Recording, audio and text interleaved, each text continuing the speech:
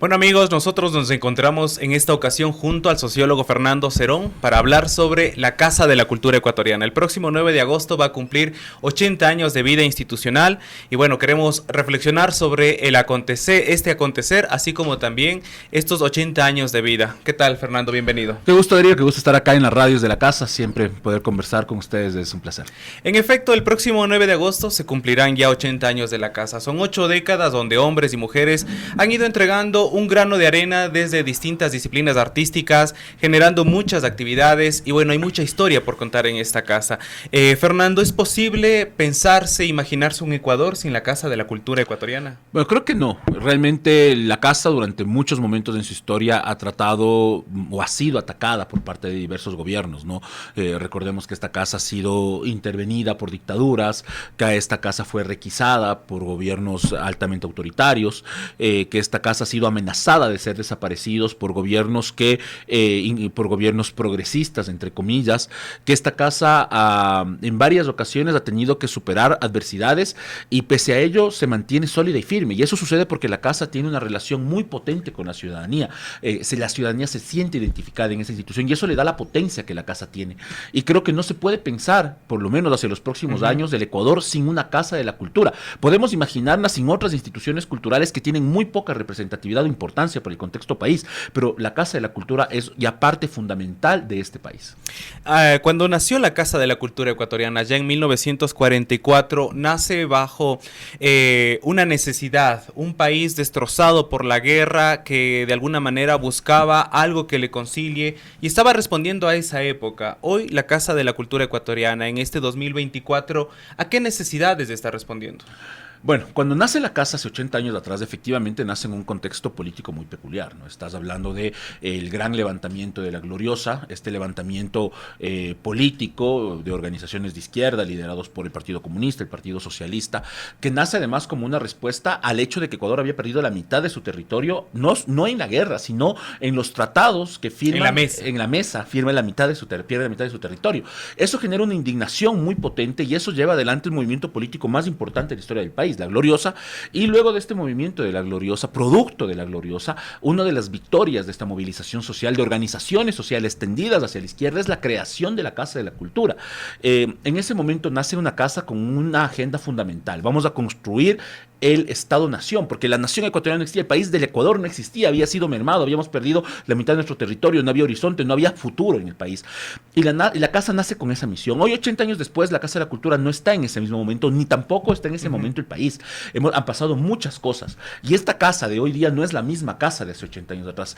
Necesitamos entender cuáles han sido los cambios que ha tenido esta sociedad, cómo se ha modernizado el Estado, cómo las artes han tenido una transformación importante, cómo la relación con la cultura también tiene otro diálogo. Y hoy hablamos en nuestra misma constitución de un Estado plurinacional, es decir, un Estado donde caben muchas culturas, es decir, muchas naciones.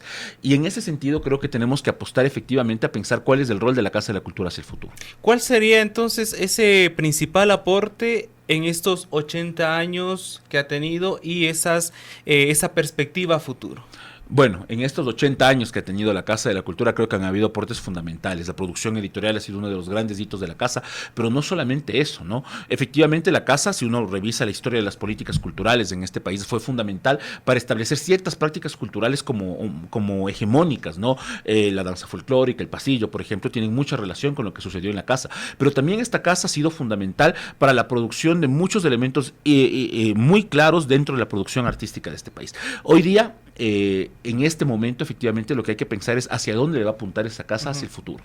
¿Cuál crees que es el rol o la relación que tiene la Casa de la Cultura Ecuatoriana con las organizaciones sociales y culturales del país? Bueno, como te señalaba hace un instante, la Casa nace de las organizaciones sociales. Sin el gran levantamiento político de la Gloriosa, no hubiera habido nacimiento de la Casa de la Cultura. Y la Casa nace anclada a estas organizaciones sociales de izquierda. Luego recordemos, durante los años 60, la Casa es tomada por una dictadura. Y quienes recuperan la Casa, quienes le quitan a la dictadura el control de la Casa, es una organización que se conocía como, que se llamaba la Asociación de Escritores Jóvenes. La Asociación de Escritores Jóvenes era un grupo de jóvenes miembros del Partido Comunista Ecuatoriano, quienes se tomaron la Casa de la Cultura por la fuerza para recuperarla de la dictadura y pusieron frente a la Casa de la Cultura a Guayasamín, en aquel entonces como presidente de la Casa. Luego esta casa también tiene una fuerte vinculación durante los años 70, durante las movilizaciones del movimiento obrero. Y en el mismo año 80, cuando nace la CONAIE, la Casa de la Cultura es el epicentro del nacimiento de la CONAIE, y la Casa de la Cultura acompaña todos los levantamientos que tiene la CONAIE. Hay una fuerte relación entre movimiento social y Casa de la Cultura, muy imbrincada, muy articulada, y efectivamente creo que eso es parte de lo que constituye el sentido y la forma de ser de la Casa de la Cultura hoy en día. Este tema que nos presenta el presidente es algo que me da pie para la siguiente pregunta, sobre esto de las organizaciones sociales. La sociedad, la opinión pública sabe que en los pasados días en la Casa de la Cultura se realizó una convención de organizaciones sociales, y esto ha despertado mucha inquietud dentro de la opinión pública. Para esto, tomo un poco las palabras del presidente Noboa y cito, él señalaba en un acto público desarrollado en el litoral del país: mientras nosotros estamos aquí inaugurando una obra que genera empleo, hay un grupo de personas en una Casa de la Cultura viendo cómo traban este proceso, cómo hacen una alianza negativa para fregarnos la paciencia. Palabras, actos que realmente me recuerdan a declaraciones que en un tiempo lo desarrollara también el expresidente Guillermo Lasso, quien acusaba a la Casa de la Cultura ecuatoriana de abrir sus puertas para las organizaciones sociales. Cuestionar el derecho a la asociación y a la reunión, ¿qué tan demócrata puede ser? Bueno, me parece que es compleja las declaraciones del presidente, ¿no? Primero, cuando decimos que hay un sentido en la opinión pública, creo que hay que también entender qué es la opinión pública, cuál es la variación que existe dentro de la opinión pública. Si uno he hablado con muchos artistas en los últimos días que dicen, bueno, y reconocen que ha sido importante este evento convocado por 52, me parece, organizaciones sociales que dieron cabida a este proceso, a esta convención de organizaciones sociales de izquierda. Y las declaraciones del presidente tienen que ser entendidas dentro de lo que son declaraciones en un marco electoral. El interés en su declaración es desviar que se trata de una declaración electoral del mismo. Él está jugando dentro de su campaña de reelección. Entonces hay que entender desde dónde está hablando el presidente de la República. Él está planteando su reelección y desde ahí está dando sus declaraciones. Y me parece que pensar que toda la opinión pública tiene una crítica sobre el evento, creo que también tiene que ser modulado y tiene que ser mesurado. Ahora, lo que sí tenemos que nosotros aclarar como Casa de la Cultura es que este no ha sido un evento de la Casa de la Cultura. ¿Cuál fue el rol que tuvo acá? Nosotros como Casa de la Cultura recibimos una solicitud por parte de más de 50 organizaciones sociales del país, donde nos pedían un espacio para llevar adelante un encuentro, una convención de organizaciones. Nosotros, como una casa siempre articulada con organizaciones sociales, entendiendo también un carácter no partidista de estas organizaciones, porque ninguna de las organizaciones que solicita pertenecen o son parte de un partido político o son un partido político, nosotros procedemos a aceptar la ejecución del evento y simplemente prestamos un salón, el Salón Benjamín Carrión, para que esta actividad se realice. Ya luego lo que sucede dentro del espacio de la reunión también es una responsabilidad de quienes organizan el evento. Nosotros no podemos contener, organizar, dirigir todos los eventos que se llevan adelante en la Casa de la Cultura. Tenemos una gran cantidad de salones y que son permanentemente prestados para la producción artística, pero también para eventos de carácter académico y también para eventos que tienen que ver con el desarrollo y el fortalecimiento de las organizaciones sociales.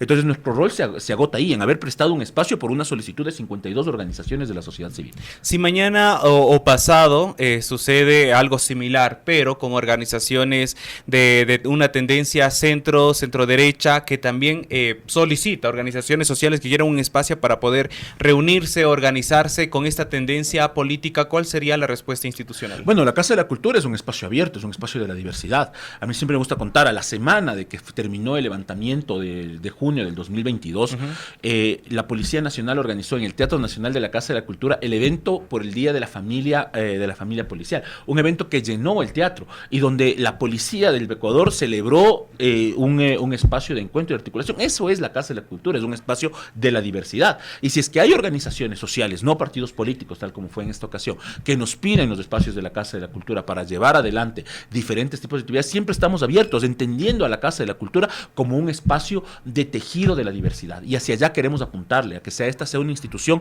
que logra articular la diversidad que tiene este país. Y nos parece absolutamente pertinente que si es que hay una solicitud en ese sentido y se hace en el marco del respeto de los derechos humanos y de las normativas institucionales, estará siempre abierta la Casa de la Cultura. Bueno, ahí tenemos un poco lo que han sido estos 80 años de vida de la Casa de la Cultura ecuatoriana.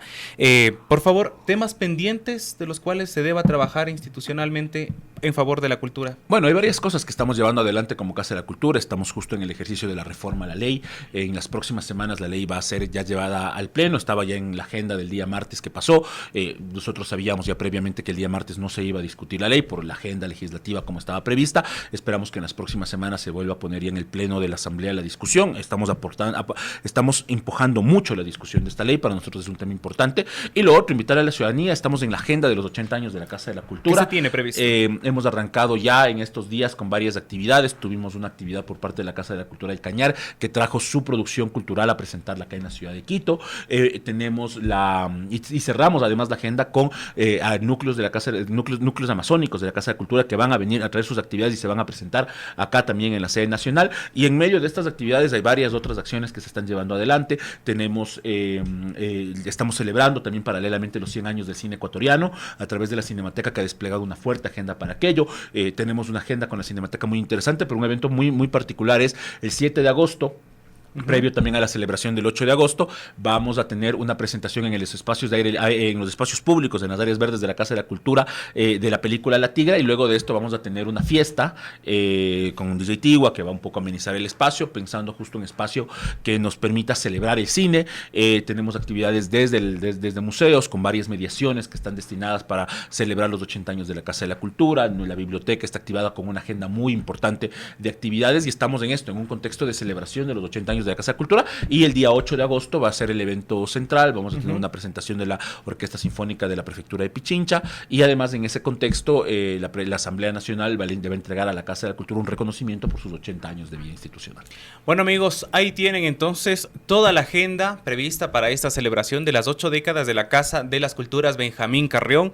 Quiero agradecer al presidente Fernando Cerón por habernos acompañado y también haberse dado un poco de tiempo en su agenda para conversar de estos temas importantes, sus 80 años de historia de la Casa, así como también el rol que tiene la Casa de ser una institución de puertas abiertas para la diversidad del país. Muchas gracias, Fernando. Muchísimas gracias a ti, Darío.